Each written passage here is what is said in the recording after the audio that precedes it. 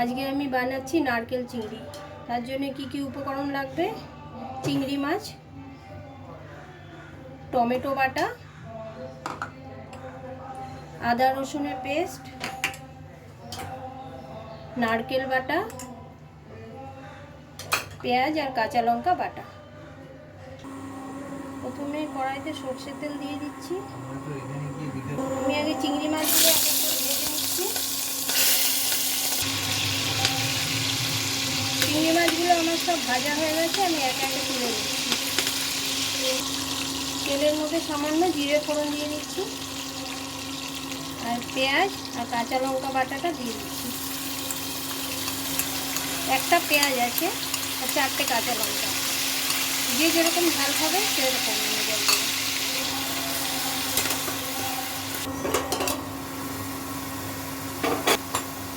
এর মধ্যে আমি আদা রসুনের পেস্টটা দিয়ে দিচ্ছি।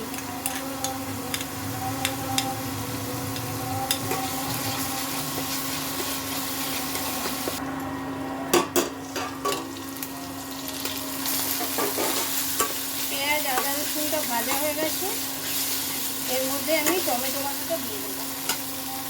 টমেটো বাটাটা দিয়ে দিচ্ছি, এটা একটা পুরো টমেটো।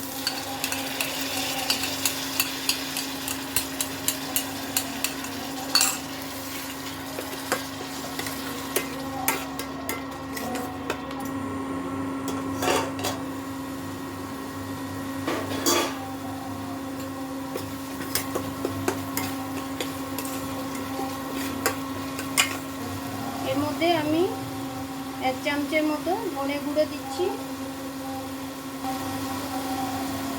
হলুদ গুঁড়ো, স্বাদ মতো নুন,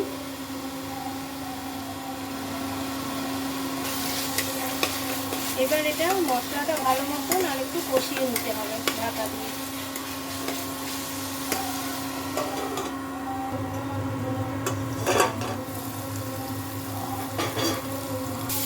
মশলাটা আমার ভাজা হয়ে গেছে, দেখুন মশলাটা আমার ভাজা হয়ে গেছে।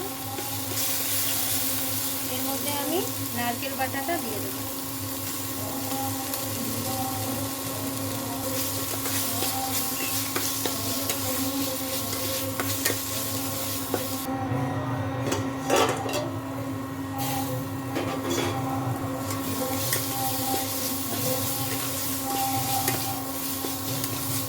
মশলা পুরো ভাজা হয়ে গেছে, এর মধ্যে আমি এখন জল মিশিয়ে দেবো।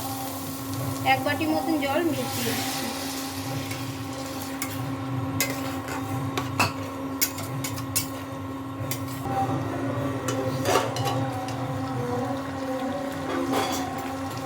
ঝোলটা ফুটে গেছে, এর মধ্যে আমি চিংড়ি মাছগুলো দিয়ে দেবো। চিংড়ি মাছটা দিয়ে একটু 2 মিনিট ভালো মতো ফুটিয়ে নেব।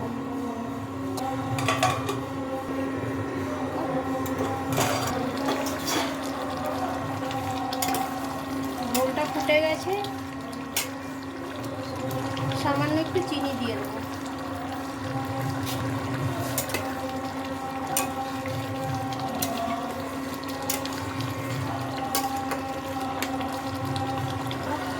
এটার মধ্যে একটু গরম মশলা অ্যাড করে দিচ্ছি।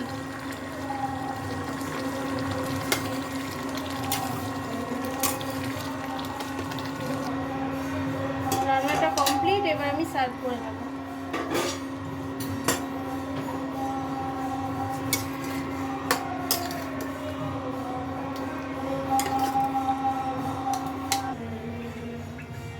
রান্নাটা কমপ্লিট, ওপর দিয়ে একটু কুড়োনো নারকেল দিয়ে দিয়েছি। যদি ভালো লাগে তো একটা লাইক শেয়ার করে দেবেন।